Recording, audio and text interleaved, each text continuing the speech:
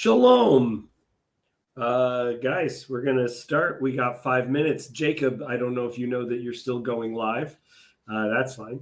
We'll see you guys in 5 minutes. We are going to be in 2 Samuel chapter 21. This is one of Jason's favorite little bits. Unfortunately, Yoav is saying he may not be able to participate, which is a great sadness for this channel. But I will be dropping the link, and maybe this should be the first week that you join in order to fill the gaping hole in all of our hearts left by Yoav. Okay, so join us in 5. I'll drop the link.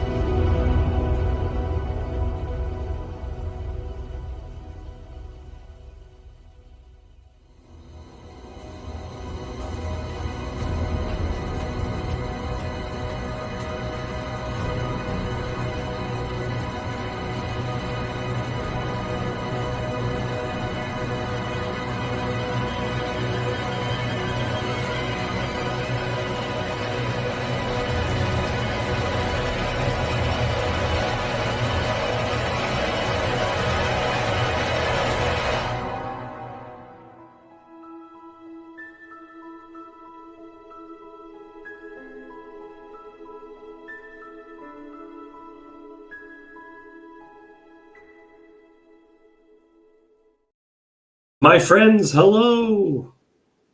Cassandra, how are you today? Oh, I'm good. Good. You have a good Easter? Yes, I did. I had an incredible Easter, actually. My church did, so it was a very busy weekend for me. I'm gonna change which version this is. It was a super busy weekend for me. I started off um, doing some church stuff on Friday, and then Saturday I was asked to speak at a Messianic synagogue in Toronto. So that was like a Sabbath, like a Shabbat service. That was so I had to do the Torah portion, and I was like preaching. I was teaching on the section. So that was a very interesting experience. My wife works at a food bank and kind of a soup kitchen kind of a thing. So then I served Easter dinner that evening, and Oh, then okay. yeah. And then, oh, sorry. Also on Good Friday, we had like my wife's family did Easter that day because just when everything worked. But Easter itself, we woke up super early because my church did a sunrise service where they actually do something, and we did it on a like at a this great trail. So it was just as the sun was rising. There's a guy playing acoustic guitar. It was beautiful. Um, and then back to the actual church building for a baptismal service, and they were like they did such a good job. It was they recorded just interviews with people, and it was very personable, and it was incredible. I was really really moved. Hello, Andrew. Yo, But what's good, gang? How's yeah, it been? it's been good. It's been good. Yeah, so that was my Easter. So it was great. It was great. But now I'm sick. I don't know when I got it. May have gotten it from a family member. May have gotten it from a homeless person. Who knows, right? Right. Saw a lot of people on the weekend, but just if I sound a little nasally, that is why. Was it good Okay. for you as well, Cassandra? Did you see some family? Yeah, it was great. Yeah, my family's here. They're still here, actually. My mom and my brothers came over. They're staying over right now. That's why I'm in my Mm-hmm. room. Um, and then Hideaway. today is April 24th. I think today is the Armenian Genocide Remembrance Day, Oh, which my husband's half Armenian, which is why I know that. okay, yeah. Yes. So I like how like certain holidays and stuff for me line up on Thursday, and I remember Yeah, them a yeah. lot more because of the study. That's good. That's good. Armenian. I like Armenians. I'm a big fan of the food. Libna. Do you like Libna? The thick yogurt? I think so. I don't know the names of the stuff they give me when I go see his family. They just put food in front of me. That's great. Yeah. Yep. I wrote a script. It was a film script, and it was based on a real story with my friend named Peter Adurian, who's very, very Armenian. And I like gave it to someone else to read, and they said, "You really write Armenians well." I'm like, "I'm not writing Armenians well. I'm just writing my one friend, who's just very stereotypical." Um, yeah. Mathieu, Matt Skankenstein, how are you doing today, sir? Did you have a good Easter? He's making something. Can you guess what it is before he's done? A four-legged animal. That's great. Good guess. That's Here we probably go. making dogs. I predict he makes a lot of dogs. Yeah. It's a crowd pleaser. It's gonna turn into something that we're not expecting at all. And Andrew, how are you? Do you celebrate Easter, Andrew? I don't know exactly what you do or how you are. I slept through Easter and went to a Christian rock concert. Good. Wow. What kind of Christian rock? What are we talking about? Was it like Dude, hardcore? it was like, my family, they go to this mega church that honestly it's had its knees broken since COVID, man. Like the average age there is 60, So anyhow, they, in an effort to not completely like die out, they have all these like sister branches, like little tiny churches. Anyhow, we went to one of those. My mom, who isn't Christian, was like, I don't know, I guess she was like really into the service, probably because like she wants a sense of family or community, which, concerts in general are not good for that. Anyhow, Dad, he got like, the dude was a trooper. He got through like 30 minutes of the concert and then he started falling asleep, which is funny because, like he was the one that was really pushing for us to go. I don't know why he wants us to go and then falls asleep during it, but like, hey, we're there. Anyhow, I make it through.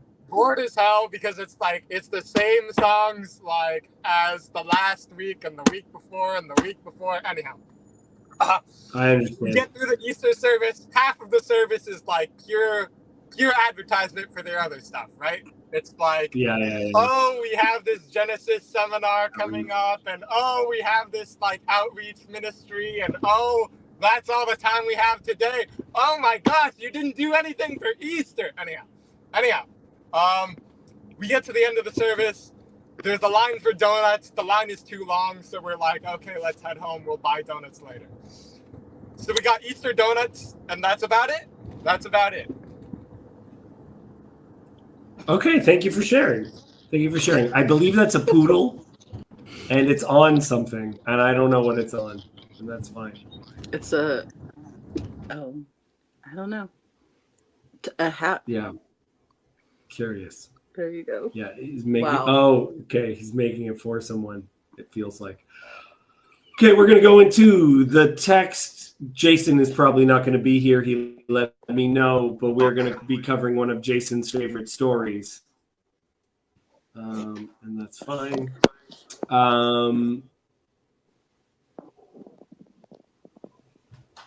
Okay, go ahead, Cassandra. As I said, I have a little bit of a cold, and I'm also on cold medication. So I hope I keep it together, guys. So please make a little bit room for some brain fog. Go ahead. Now there was a famine in the days of David for 3 years, year after year. And David sought the face of the Lord, and the Lord said, there is blood guilt on Saul and on his house because he put the Gibeonites to death. So the king called the Gibeonites and spoke to them. Now the Gibeonites were not of the people of Israel, but of the remnant of the Amorites. Although the people of Israel had sworn to spare them, Saul had sought to strike them down in his zeal for the people of Israel and Judah. And David said to the Gibeonites, what shall I do for you? How shall I make atonement that you may bless the heritage of the Lord? Okay, pause. Let's pause there. That's a great little introduction. Okay, little things that are very interesting. Saul is doing it for Israel and Judah, right? Like it's you can see the prophesied split that's about to occur, right? That's referring to them as separately. Saul, it's interesting. He gets in trouble both for sparing the wrong people and for killing the wrong people. This is the kind of guy that Saul, like, just in case you were worried that it wasn't principled or whatever, he's got issues with everything he does. When he's merciful, he's doing so in a corrupt way, and when he's vengeful, it's in a corrupt way. It's all over.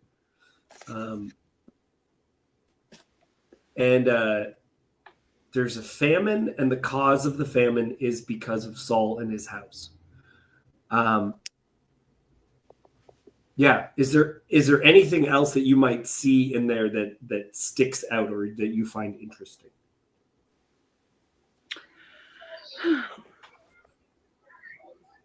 Yeah. Well, I think it's interesting that they caused. Well, that the fact that happened to them caused the famine. I guess because Israel had sworn, and so that there was an oath there that they had to uphold. Mm-hmm. Yeah. Yeah, it's interesting that something that the king did is causing a famine. It's very, very strange. Matt, that whole like causation thing. I was just mostly just saying like, hello, now I'm finally here. But also, it's Yeah. just like the mystery of like how do you discern like causation here, especially if the consequences for something solid are coming due once David finally becomes king. That's a big time gap. Hmm. Yeah. Well, it's interesting too. I like that you mentioned the time gap because it's 3 years, year after year. So this is after 3 years of there being issues. David starts investigating or whatever, trying to figure out what is the cause of this, and there's a conclusion that there's blood guilt on Saul, Right. which is so fascinating because a Benjaminite, so a relative of Saul, accused David of difficulty just like 2 chapters ago.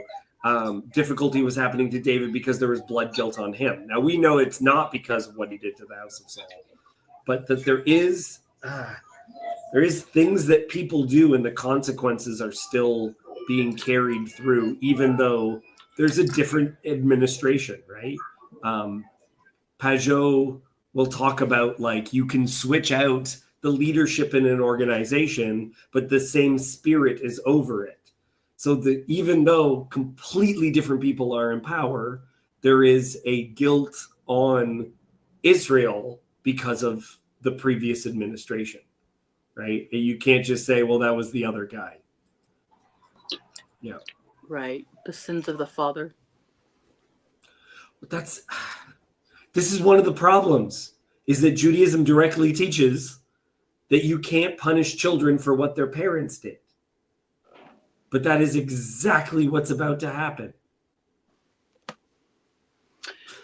Yeah, and then I guess for 3 years, like they're just enduring the famine until I guess after 3 years it becomes clear, or you start thinking that this is not just a famine, but it's a punishment. Right. Yeah, I think I guess if about it's how like, those things must. You go ahead, Matt. I guess if it's like conspicuously localized, I'm kind of thinking of like as the plagues in Exodus increase, it falls on like Yeah. this zip code, but not this zip code in a way that's conspicuous. Yeah.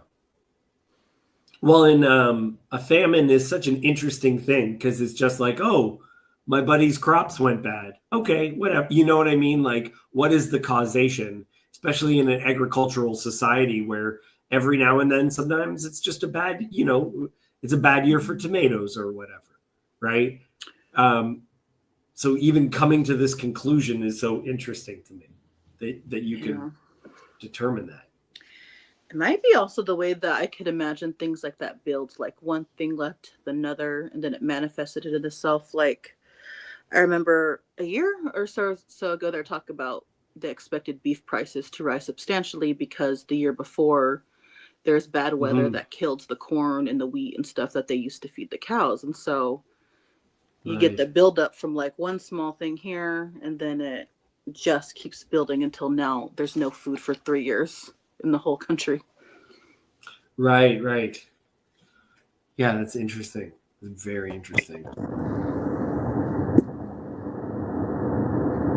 Andrew? Yeah. Okay, I'm putting you on mute. No, I'm sorry. I put him on mute. He's just driving. That's fine. Is he okay? I was like, is he in the trunk? He just wants to be here. He doesn't want to just join via YouTube and listen. He wants a seat at the table, even if he sits in that seat and does something else. At least that's my interpretation. Okay, let's continue on with this bizarre story. Okay. And David said to the Gibeonites, "What shall I do for you?" From verse 4, right up there. Okay. The Gibeonites said to him, "It is not a matter of silver or gold between us and Saul or his house, neither is it for us to put any man to death in Israel." And he said, "What do you say that I shall do for you?" They said to the king, "The man who consumed us and planned to destroy us, so that we should have no place in all the territory of Israel. Let 7 of his sons be given to us, so that we may hang them before the Lord at Gibeah of Saul, the chosen of the Lord. And the king said, I will give them. Okay. What? So they first say, like, all of this is so bizarre to me. It is not a matter of silver, gold between us and Saul, which I think is like, okay, that sounds good, because it's like, look, we don't want to be paid off, right? We're not looking for money. We're looking for justice. But then they say, neither is it for us to put any man to death in Israel. Okay, so, but they do want some people put to death. That is exactly what's just about to happen. What do you say that I should do for you? They said to the king, the man who consumed us and planned to destroy us, so that we should have no place in all the territory of Israel. Let 7 of his sons be given to us, so that we may hang them before the Lord, right? That's the divine name. Hang them before the Lord at Gibeah of Saul, the chosen of the Lord. And the king said, I will give them. It's brutal, and I don't know how it's just. I can't deal, and I don't have a good answer. What's the, I guess, like, sociological status of the Gibeonites, or at least your read on it? Like, are they part of Israel? Are they second-class citizens inside of Israel? Like, what's, like, how incorporated into the Jewish body politic are they? Great question, and it's worse, okay?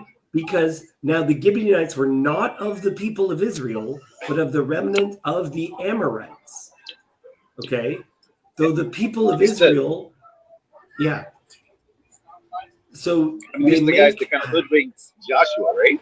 Sorry. Yeah, that's right. So they improperly got a truce so that they couldn't be removed. And now now there's a remnant of them that were massacred, and they're demanding justice. It's very strange. The biggest thing for me is David just completely lays down and kowtows to them. Like, he gets divine word, I guess, about what the cause is, but he doesn't seek any sort of direction for how to deal justice out. I mean, in this case, justice is whatever the king says it is. I feel like this is another, like, a Solomon would have found a more creative and satisfactory solution than this. Yeah, that's a good point. Also, famous Amorites include Og, the king of Bashan, who is of the Rephaim, known to be a giant. The Amorites are described as part of the giant clans.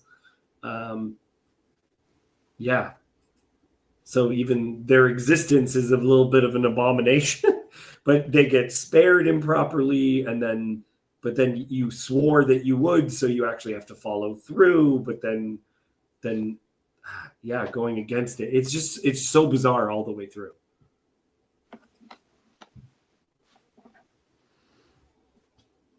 Cassandra, do you have any thoughts on that? No, well, I guess I was just thinking, like, maybe it's considered justice if the people felt like they had restitution, if they felt heard about this. And maybe that's why David goes to them directly. Yeah. Because I was thinking too, like, if people don't feel heard, respected, all of that too, that would still manifest itself as problems probably within Israel. There'd be fights and I don't know, whatever, skirmishes, something like that. Yeah. It's so strange. And one of the people that's left is not even, like, it's not literal as well. That's one of the things that's strange. Because Mephibosheth is not the son of Saul. He's the son of Saul. Like, it's going to be the grandchildren of Saul are going to be massacred for something their grandfather did. Right? Like, Cassandra, this is a weird conversation to be having on a day where you're remembering the Armenian genocide. I'll just say that. Because I was thinking about that with issues like things like the stuff, genocide of Native Americans, slavery, all that stuff. Like, what does justice look like, and when do you have it, and when is it over, and when is there an end? Yeah. Because How the do you undo consequences, it? yeah, because the consequences are long reaching, and so is like we see here, 7 sons, 7 grandsons. Yeah. And I've tried to figure some of this stuff out because I okay, how do I put this into words? Because this is one of my more bananas takes. You know how there used to be like public flailing, and like you could be publicly put in the stocks, and people could like throw stuff at you. I think maybe in some situations that's better than the way we punish people now. Because the idea of publicly punishing someone is that everyone saw you be punished and it was harsh and brutal. And so it's like it gave them permission to move on. Whereas, like, people will say, oh, he went to jail, but it was like a resort where they sent him, right? So you could have people punished and the public not actually accept it and still hold grudges and whatnot. And so I wonder about that. Like, I remember the first time I had this thought was related to Chris Brown after he had beaten up Rihanna, and he did like his like oh, I'm so sorry, like or whatever people say in like after such things, like, oh, that was an accident. And I was like, I think people would have been willing to forgive him if he hired like this giant white supremacist to like beat the crap out of him in a boxing ring, where he had to just like fight this guy for 10 minutes, but he couldn't punch him. He could only like be defensive, and it was just aired on the news. It was just like Fox News and CNN just aired this guy getting the crap kicked out of him. I think more people may have actually forgiven them. Do you know what I mean? Like it's a very strange sort of thing, but I think people have been like, okay, we can move on. We you know what I mean? Like, we can accept that. Yeah, well, I think sometimes with these public things, they do try to find stories and ways of having sympathy. Like, Mm-hmm. well, even like the idea is like, well, that's their background, the way they're raised. Like, there's all these other things that come up to try to elicit sympathy after an ordeal like that, or, something like that happens. Yeah. Yeah, and as much as hitting someone, like public beatings, for instance, were to strike fear into other people, it was also so that people felt that it was resolved. It was publicly resolved. So you're not like wondering if it was really resolved. It was resolved. Yoav, can I see what? Oh, there he is. My friend, where are you? Oh, he's outside. And I see flashing lights. You get pulled over? He said he wasn't going to be able to make it, so I don't think he was expecting. Speaking of crime and punishment, what did you do, Yoav? Were you eating matzah without a permit?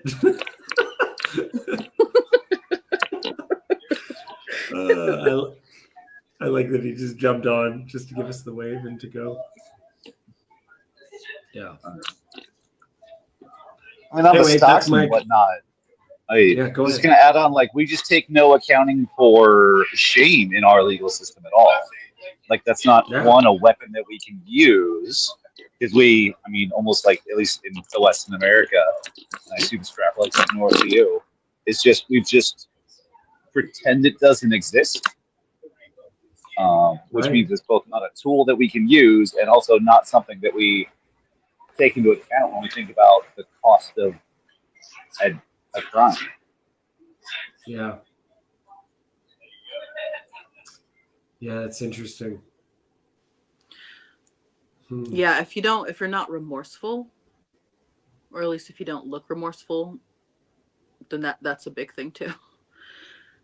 Yeah. Yeah, people don't like that. Especially, I'm trying to think of which one, but yeah, there's like public. Well, now, I mean, they have like the court stuff. That's like all over online for people going in for tickets or something, or more severe crimes. And then, if they have an attitude or something, they're not properly respectful or remorseful. You can see in the comments, people get very agitated. They do not like that. You should be sorry for what you did. You should be sorry that you're there. Right. And so, like public humiliation, you want someone to feel bad about doing wrong, and you want that to be publicly visible.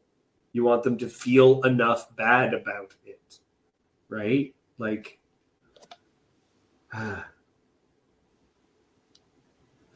and that's part of what's happening in this passage is there's a demand for some sort of form of public justice, but it doesn't sound like it is what the Torah demands, but it doesn't seem to be demanding it from Saul as a person. It seems to be demanding it from him as a king. You know what I mean? Like it's the last administration, not merely a person that did something wrong. I think there's a kind of like a really perverse sort of like eye for an eye logic going on here. If he almost wiped out the Gibeonites, what they're asking for is sort of a symbolic genocide of his descendants. Sort of like if seven's the number of fullness, then it's sort of which again, gruesome, and I don't see how the Torah would allow that sort of thing to go on. But yeah, I don't know. David's been David. But it is interesting because that's a great. I'm really glad you used the term symbolic genocide, because with it being a symbolic genocide, we know that descendants of Saul survive because what's it called? Mordecai. Mordecai is a descendant. So it's not an utter destruction, but it is symbolic of an utter destruction. That's also, to me, the number 7, right? Like 7 being complete or perfect or full, right? I'm also curious because they talk about to hang his sons in front of the Lord, of the Lord's anointed. Yeah.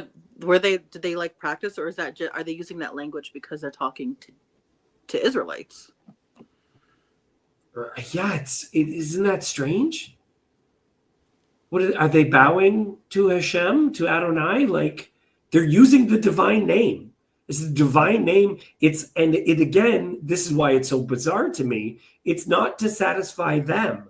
It's to do it in front of the face of Adonai, to hang them before Adonai. And David seeked the face of Adonai, of again, the divine name. Yeah, it's so interesting. And the other thing that we are going to see is this is an instance where it's, depending on the artist, like you're going to find multiple artists doing depictions of this story. And sometimes when they depict the story, they're going to show it. Let me see if I can switch something. Sorry, 1 second. Sometimes they're going to make it look like in this image, like it's a crucifixion.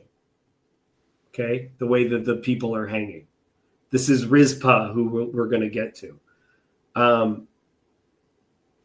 Sometimes it's more like a lynching, which is the picture that I picked for the image for today, where you can see them lined up on these kind of like stake things. And sometimes it's like an in-between. So this is an example, I think, kind of evoking both. But you were kind of stuck trying to figure out what is meant by this. But either way, you get an idea of the hanging on a tree and what that looks like and what it means, what is going on. I have not been paying attention to the comments at all. I apologize to everyone.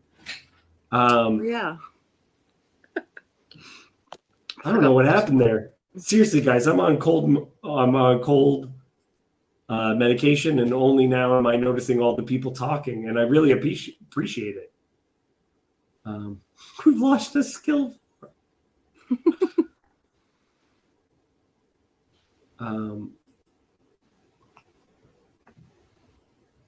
Yeah, Dawn is calling for Chezi, so yeah.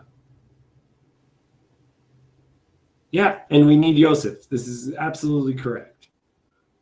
Sorry, guys. Everyone's been doing a great job commenting, and I didn't notice it at all. I really, really apologize. Yeah, forgot this was a live stream. I challenge anyone to find a channel with Bible study video titles so la spicy. I appreciate that. Yeah. That are also sympathetic readings of the text. I mean, you can get spicy ones that are like, and that's why we need to throw it in the trash bin. But no, this is spicy that we have to deal with. This is like yeah. Let me see. Does this one?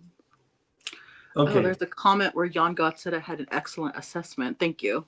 I don't remember what it was, but oh, and Cal has a comment here. Sons do not get punished for father sins as long as they do not keep on committing the same sins. This happens quite often, though. That's a good point. Yes, but one of the people who's going to be punished is this character that we've had so much sympathy for in the past. It's like, I mean, if you modernized it, he'd be showing up in like in a wheelchair, right? Like, it's that. And there are people that follow the sins of their father, but the whole problem I have is that we have no reason to believe that it's because of the sin, because they continue to do what their father did. That's just not in the text. We have to throw that into there. You know, Mephibosheth on the side, while he wasn't walking around in crutches, was just committing mini genocides himself, trying to fully do what his dad did. I don't think so. Or his grandfather. Even, yeah, it's so bad. Okay, let's continue on because I want to show the final conclusion of what was being spoken of. But remember this image that we talked about before about the hanging of kings or princes as a sign of utter defeat, right? We talked about that prior, right? That repeatedly appears, and for me, that is that person bearing a curse, whereas Yosef was saying it's the one who does it that is cursed, the one who does the hanging. So I just want to represent that, but Cassandra, please continue to read on. But the king spared Mephibosheth, the son of Saul's son Jonathan, because of the oath of the Lord that was between them, between David and Jonathan, the son of Saul. The king took the two sons of Rizpah, the daughter of Aiah, whom she bore to Saul, Armani and Mephibosheth, and the 5 sons of Merab, the daughter of Saul, whom she bore to Adriel, the son of Barzillai, the Meholethite, and he gave them into the hands of the Gibeonites, and they hanged them on the mountain before the Lord, and the 7 of them perished together. They were put to death in the first days of harvest, at the beginning of barley harvest. Okay, this is interesting because it's actually this season. This is the beginning of barley harvest, which is going to overlap with what is in Jewish tradition David's birthday and death day as well, which is related to the book of Ruth because it takes place during the barley harvest, which is a book about the genealogy of David and is a thing that is read for the Feast of Weeks, what we call Pentecost.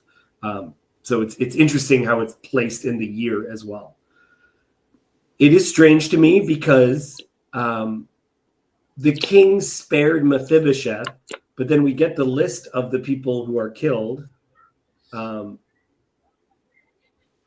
1, 2, plus 5. So it says that Mephibosheth was previously spared, but it sounds to me like this is his end. It Is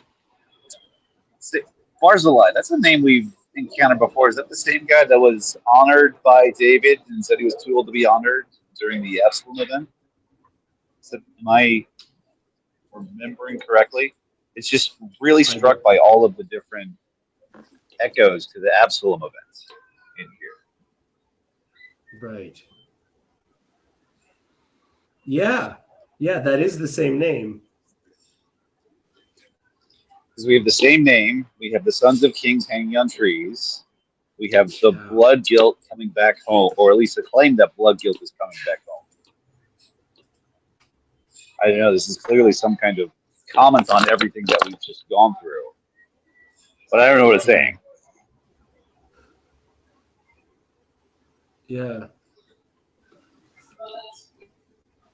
And he's 80. The other guy we're talking about was 80 as well. So I don't. It seems a little old for, like, I don't think it's the same person, because that guy is also labeled as the Gileadite, not Benjaminite. Or Kish is also sometimes the descendants of Saul. Okay, Adam is saying there's two oaths going on. Saul violated the one where he needed to protect the Gibeonites, and David's oath to Jonathan needed to be maintained. Yeah, so I don't know what happened. I don't know if I'm reading this wrong. Does it sound like Mephibosheth is killed? Well, I'm trying to reread the sentence because I don't know if I'm understanding it. The king took the two sons of Ritzpah, the daughter of Aiah. Ritzpah, who's the daughter of Aiah, who was the daughter of Saul. Mm-hmm. So is that not his grandson, but his great-grandson's? I think I'm getting confused. Yeah, so Rizpah is going to be the woman who the birds come to peck at the boys, and she is someone who she's just left there trying to defend the bodies from them being disgraced any further. So tragic. Right. So, yeah. So is it just have two Mephibosheths in the same family? Well, I was wondering what generation, because so Saul has Aiah. Yeah. That's his daughter, right? And then Aiah has Ritzpah. Yeah, I'm having real difficulty trying to figure. Yeah, Rizpah, the daughter of Ima, whom she bore to Saul. So I think Rizpah is the mom. Yeah. Oh, okay. And wife or concubine of Saul. Am I reading that right? Like the daughter of Aiah is just naming Rizpah's lineage. Yeah. Well, that's what this is exactly what I'm trying to figure out.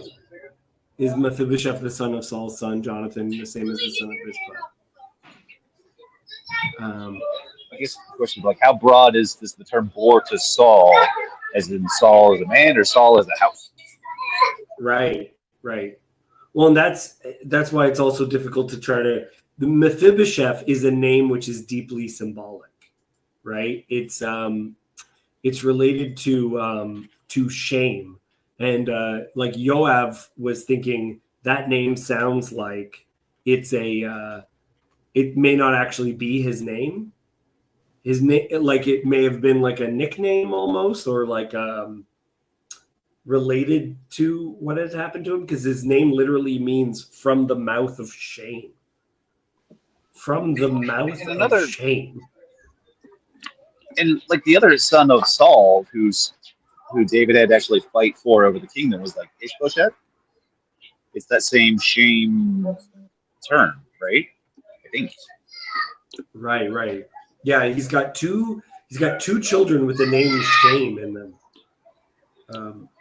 But some of that could just be kind of future generations tacking that on as a way of signifying these aren't inheritors anymore, and they have to carry the shame of not being the tribe again. Maybe that's part of their public punishment.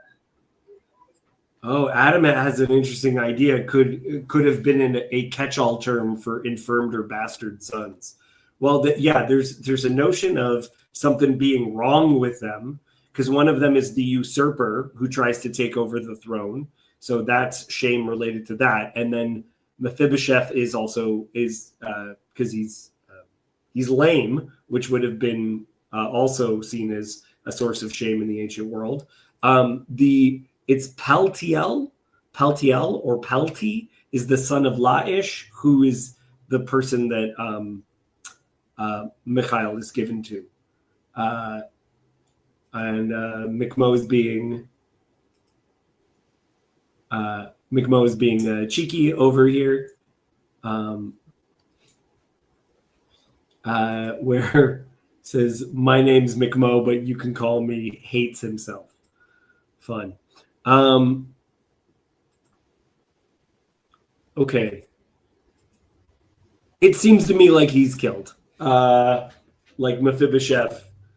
Unless it's not doing enough work to make them look different, in my opinion. So if it is a different Mephibosheth, it seems like the same way. Yeah. I wonder if this is just a really ideological English translation, where verse 7 is, "But the king had spared Mephibosheth." So it's drawing attention to the fact that David is breaking his oath, and that's just not being picked up in the English translation. Yeah, maybe.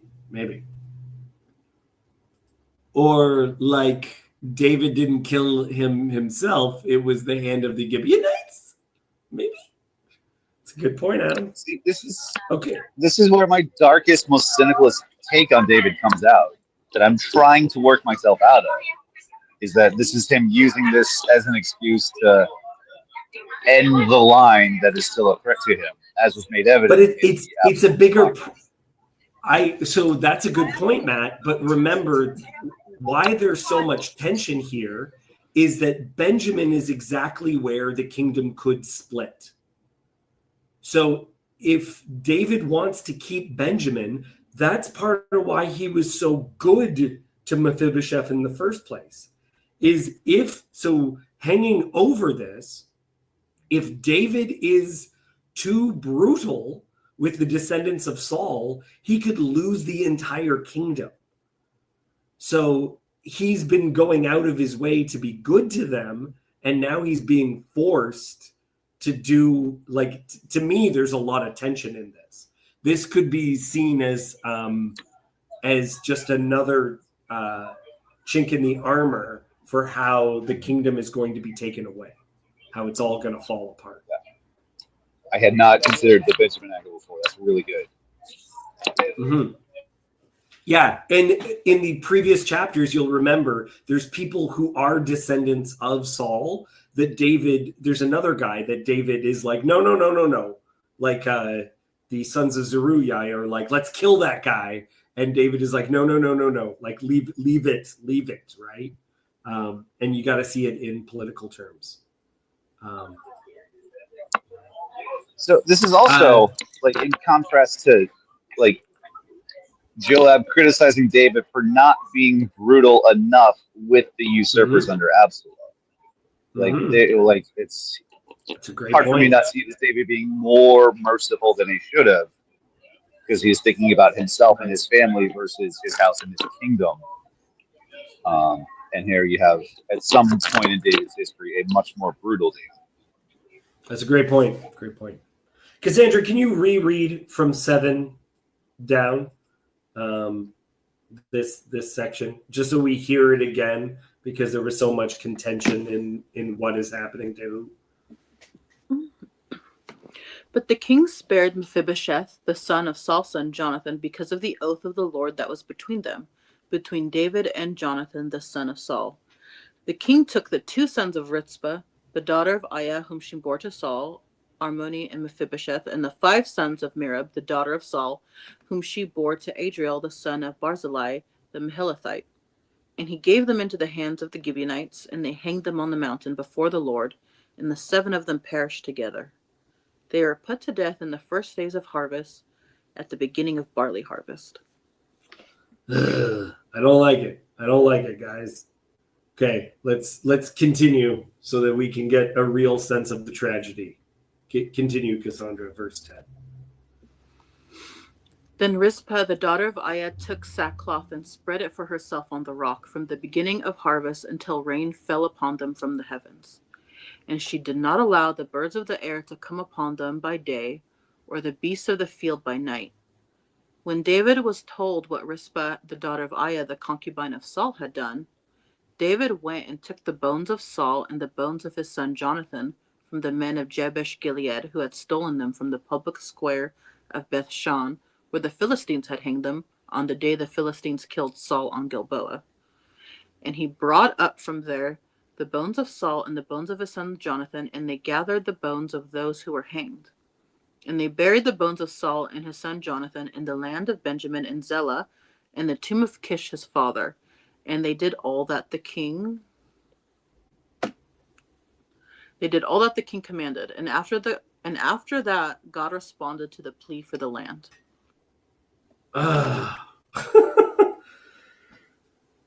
Yeah, wild. It's just like a brutal story, and I just feel so sad for her. How she's just like having to protect these bodies. Yeah. And like, he does so much in the resolution. It's hard for me to understand like what is the thing that resolves the upset. Like, is it giving Saul and Jonathan proper honors in their homeland finally? Yeah, there's a little bit of that, isn't there? Have they finally gone through enough shame that they can be restored to a place of honor as guys who did flawed, but guys who did great things? I don't know. Well, and there's an idea that they're not separated too, that they all end up together. Like that was considered to be a situation of honor, and it would be like dishonorable to be buried outside of the family tomb. So also that they're all gathered together, they're all reunited. Like it's, yeah. I mean, Saul received a really honorable burial with the Jabesh Gilead guys, but it's, I'm guessing, not officially recognized and sanctioned. Yeah, in the way that this movie is. This is something David, complete happening. Yeah. Like David bringing Absalom back from exile. He's bringing Saul back from exile. Mm-hmm. Yeah. This lady, this is not nice. I was thinking as well, one of the signs of someone being cursed, aside from the being hung on a tree, another sign of being cursed is that you aren't buried and the wild beasts devour you. This famously occurs with Jezebel, where she is killed and the king has a meal and goes to bury her because, like, well, she was still a princess, so I guess we're supposed to bury her. But the dogs got to her, right? And you have certain things like where I live, the coyotes, they come out at night, right? Like the jackals and the stuff is coming out and ripping them apart. So she's sleeping by these corpses as they're cooking in the sun and making sure nothing goes and takes a bite out of them. But that also sounds like Abraham, right? Abraham chasing off the birds of prey that come down to devour the sacrifice. Yeah. It seems to me like a different kind of like form of lament. Rizpah's very unhappy with the public judgment on her children, and she is publicly letting you know and refusing to let them be shamed to the uttermost. Like, no, I'm not going to let them. I'm not going to let the animals. Like, I'm not going to let nature take its course because justice may be done for the Gibeonites, but not for me. Yeah. And again, some of the images that get tied to it, like look at her. She looks like fighting off this bird of prey. This is an amazing depiction. Like she's fierce, and they made her look a bit like a queen, right? Like, whereas in other ones, this one, she's kind of depicted, you can see her over here. This is her under the sackcloth. So it's not as though she's wearing sackcloth. It's that she makes like a little makeshift, like a little lean-to so that she can camp out. And you can see the birds of prey and the animals in the field chasing after it. Yeah. Again, hyenas, dogs, and the birds of prey.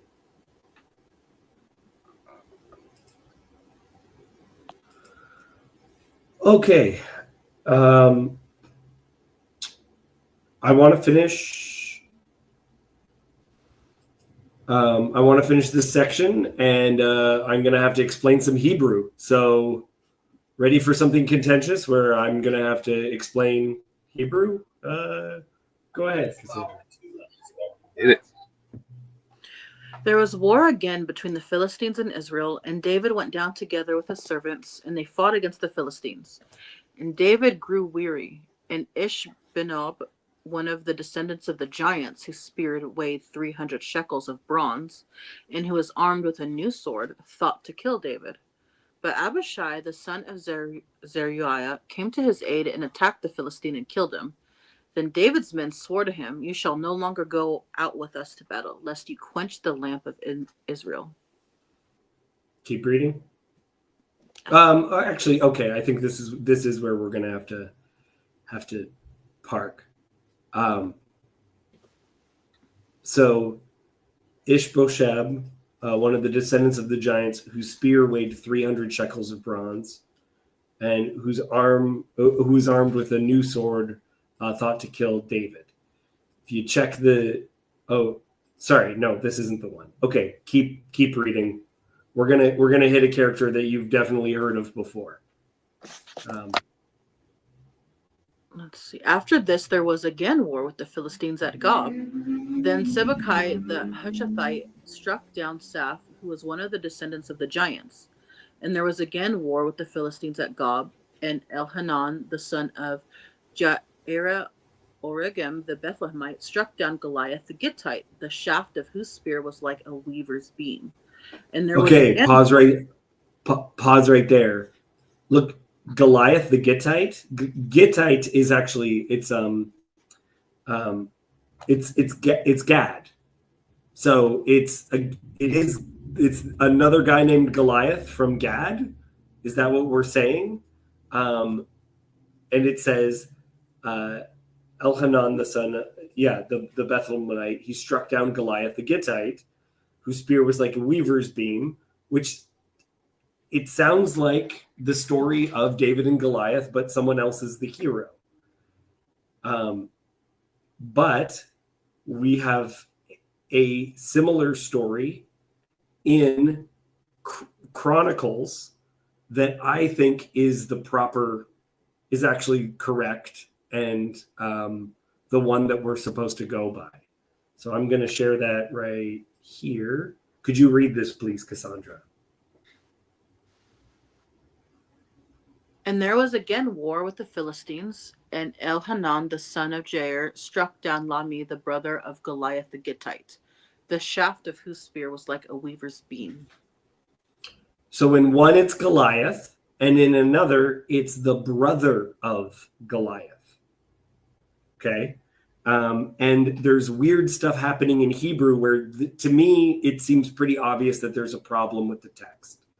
Number one, some of the people's names don't make sense, where like the meaning of their names is very confusing. You'll notice that there's a guy in here who's named Lami. Okay, guy's named Lami. Lami is the same origin of Lachem. It's the same letters as Lachem, which is like Bet Lachem. It's not Bethlehem, it's Bet Lachem, which is the house of bread. Okay, so I'm going to show you some Hebrew. Here, I gotta take the main stage.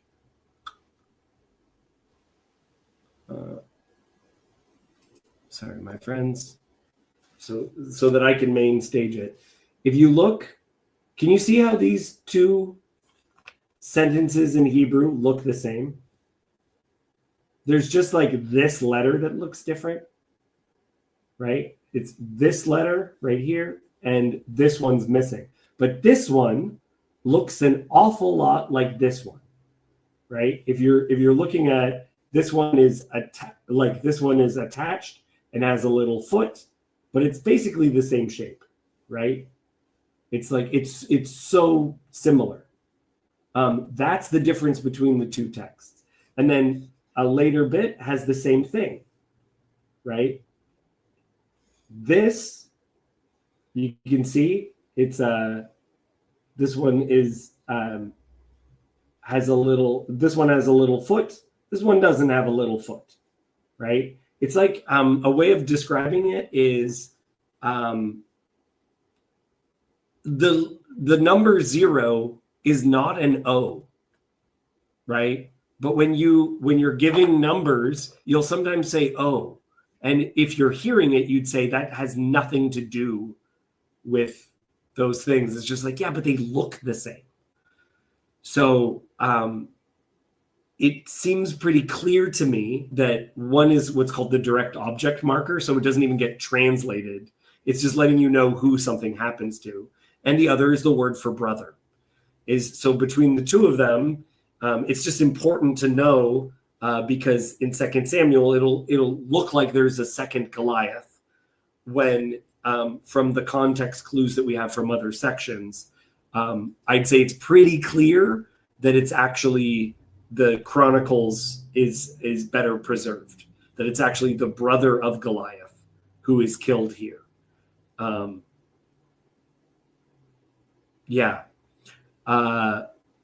That is just some fun with the text, I guess. I don't know. Do you guys have any thoughts on this, or I don't know if you've encountered this before? Well, Chronicles is also the much later written book, right? So it could also be like intentionally correcting or clarifying what might have been confusing or kind of like lost by the time they're looking at their records. Yeah, that is one of the theories as to what is happening here. Another possibility, though, is that the difficulty with the text didn't exist at the time that Chronicles was written.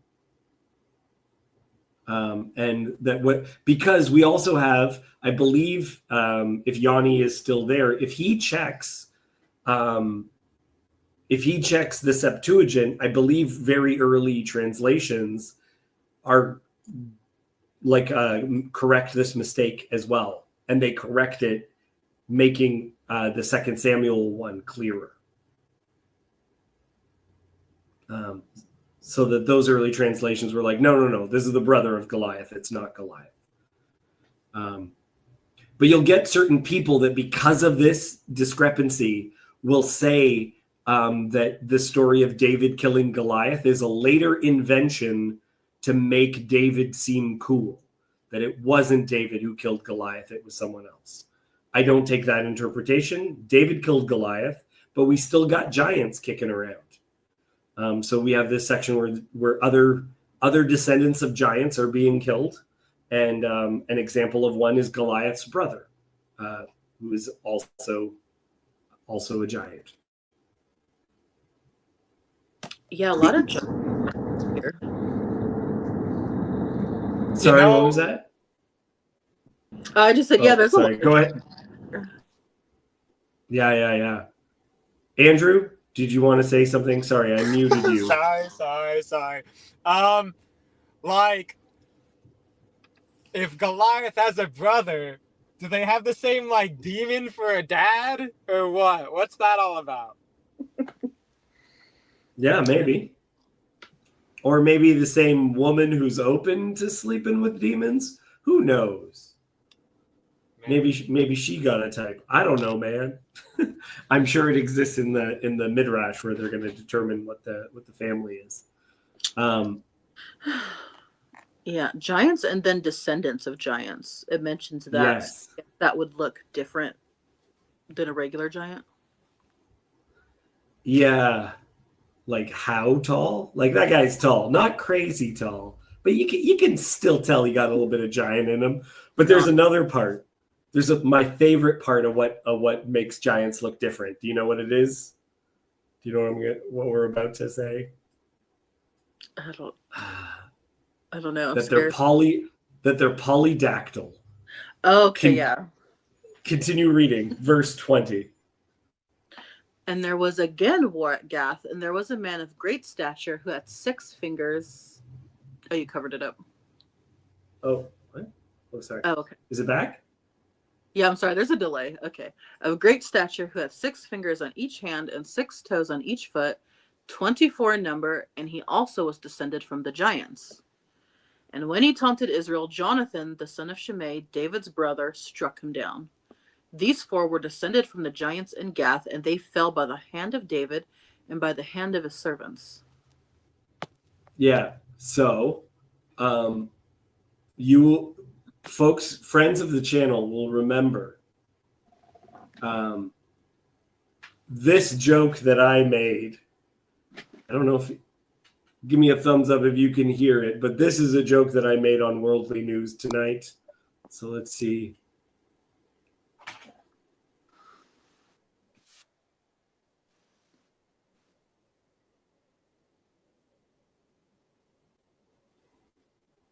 I think. Could you not hear that? You can't hear? No, I can't hear anything. So the who cares? The joke is that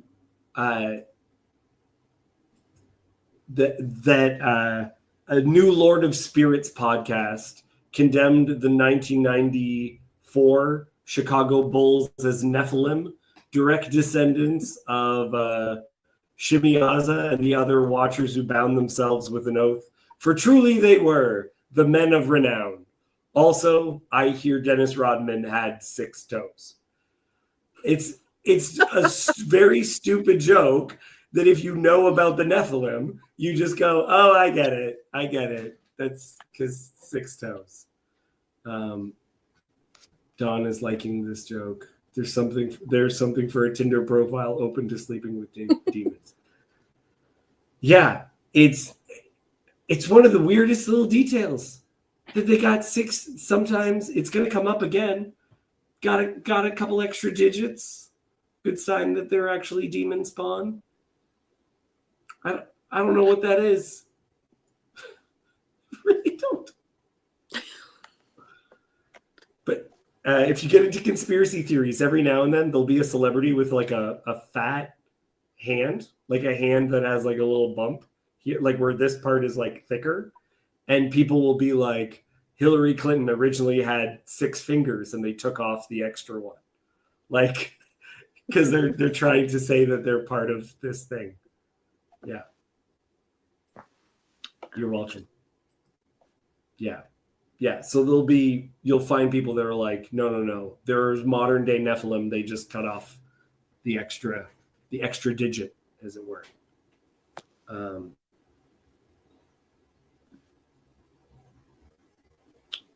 Yeah. We have, because again, the Amorites who were spared have extra giant clans, and so there's a sparing of some giant clans here. But we also get that the giants it's part of what God wants gotten rid of, right? So, but now it's not David, now it's his generals. It's the people under him that are continuing to do the work of getting rid of these dudes.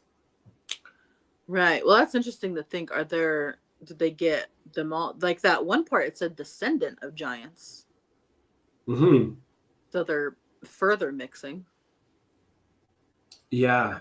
That seems weird. Yeah. Where was that? Because who was one of the descendants of the giants. Yeah. Struck down Seth. Yeah. Very interesting. A man of great stature who had 6 fingers on each hand and 6 toes on each foot, 24 in number. And he also was a descendant of the giants. Yeah, so that's weird to me. So there's like even further mixing. Now you have to hunt down the descendants. Yeah.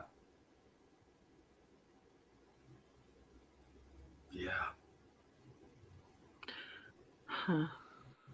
Well, this is interesting because Yanni is saying, some say that the one of the characters before was Esau, and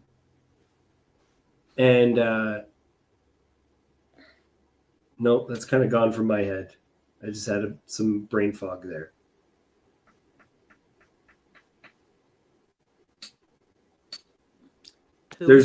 Yeah, never mind. That Lamy, the guy who in this one is the killer. Or sorry, Lamy is the actual guy. Sorry, I'm all a fog, guys.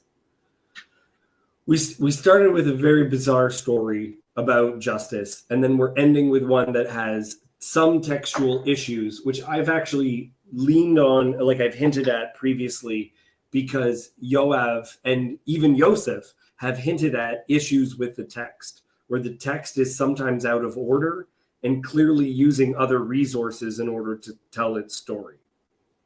And we're now entering the ending of the book, which is episodic and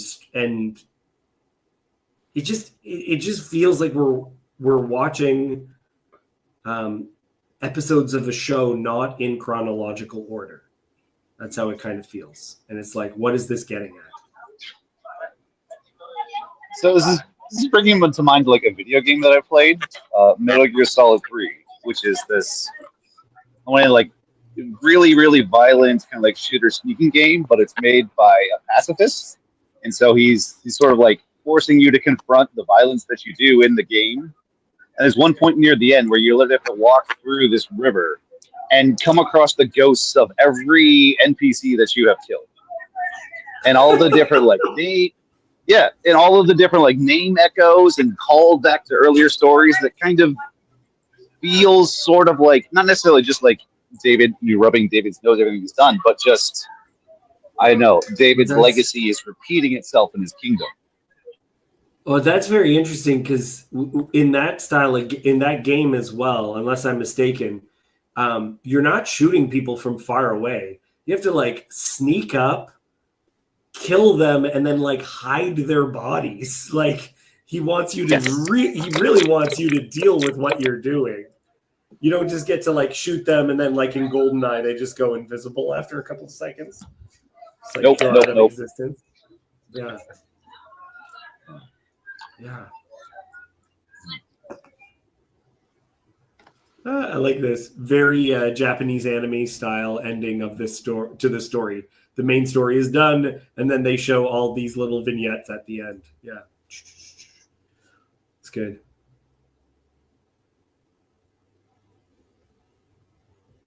Okay, I can't do any more, guys.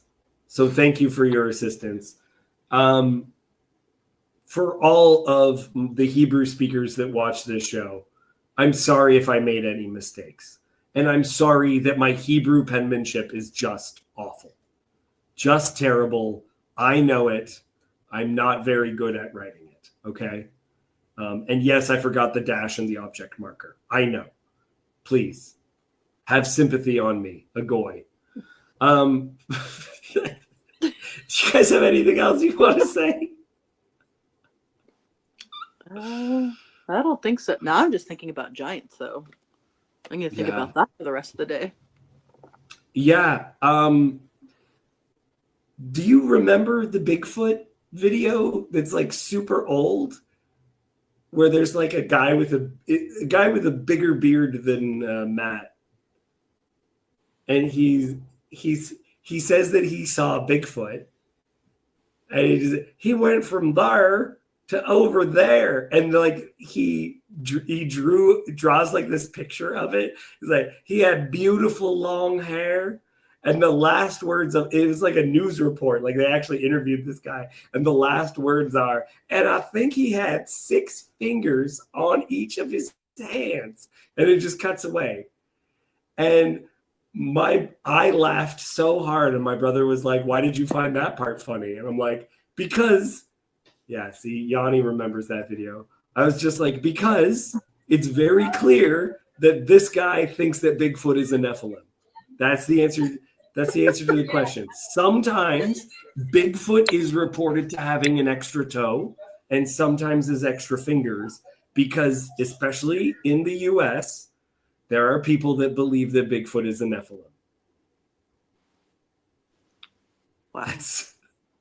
Yeah. So please, by all means, look into and you'll notice, Cassandra, if you go on the deep dive, there'll be a lot of claims that cryptids will oftentimes have an extra digit, and so there's Christians who are like, it's because they're Nephilim.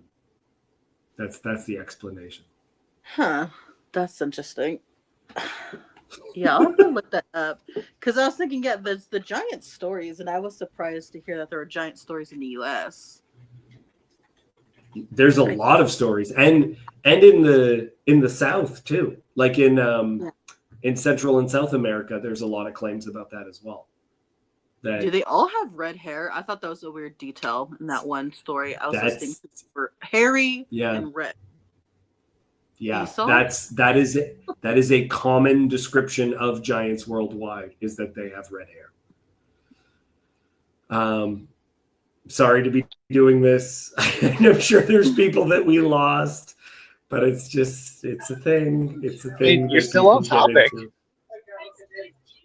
Yeah, on topic. Yeah, okay, that's a good point. It's a good point. Very good point. Can I find that old video? Is that really what I'm going to do? Oh, I found it. Do it. Amazing. Do I found it. Okay, this time I definitely have to make sure that I'm sharing. Yeah, North Carolina. Okay. Tar Heel Bigfoot? Let's see if I can share this. Okay, let's add it. What do I got to do to make sure that the sound comes through? I can't remember. Okay, 1 second. I'm going to go. People, you guys are going to enjoy. I promise, if I'm able to share this, you guys are going to have a great time watching this. But am I going to be able to? Present. While we're waiting, Matt, how tall are you? You look pretty tall. 6'4".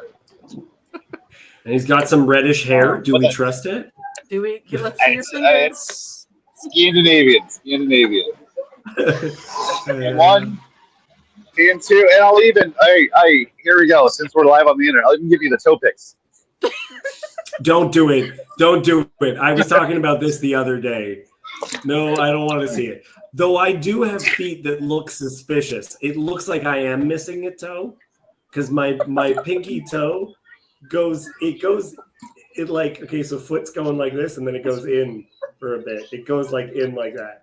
It looks like I experienced some sort of foot binding and that I should have another toe. Okay. Please, I hope we're going to get a genre right here. ASMR toe descriptions. Yeah. Okay. Cassandra, let me know if you hear this.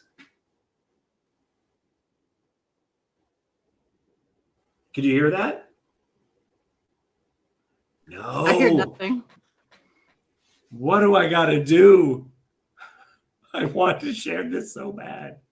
Just, let's see. What was your impression again? Just do that. Just read the subtitles. Read the subtitles. Maybe if I do a full screen layout? No, that's not what what do I got to do to make this share sound as well? The audience right now is absolutely riveted. I'm sure of it. I want to see you guys too. This is one of the great disappointments of my life right now. I've had very long conversations with Jason regarding such things, because Jason is like fully on board to any of this stuff. If you've heard him talk about stuff, because he's just like, yeah, maybe, because he's big on like fairies and all that kind of stuff. So he wants all this to be true. Please. I mean, I like reading the Old Testament. I describe myself as like a spiritual realist. I assume those are real entities. It's not so much Right. you can like. So I have like that door in my mind is open. There's stuff out there, Right. but there's also a lot of misinfo, disinfo, and just bad info. Anyway. Yeah. Matt, could you hear it when it was playing or no? The first time that you tried, no. Yeah, I don't Okay, you hear know anything. what? I'm just. Do you need to play with like mic settings in StreamYard? I'm going to share the link so that people can definitely listen to it themselves. This is important. This is very important information. Okay. Echo cancellation. What the? No, you know what? You guys, you can just wait. Why did it do that? I don't I know. mean, I what can this see the is. video title. I'll be able to find it, but Yeah, North Carolina man. He saw Sasquatch. Okay, there we go. Let's try that. Okay, enjoy everyone. I'll talk to you later. Goodbye. I'm done. I'm so done. five-fingered goodbye. Thank you for your patience. Yeah, 5-fingered goodbye. Let's see the hands. Let's see the hands. Make sure it's okay. Oh no. Okay, goodbye.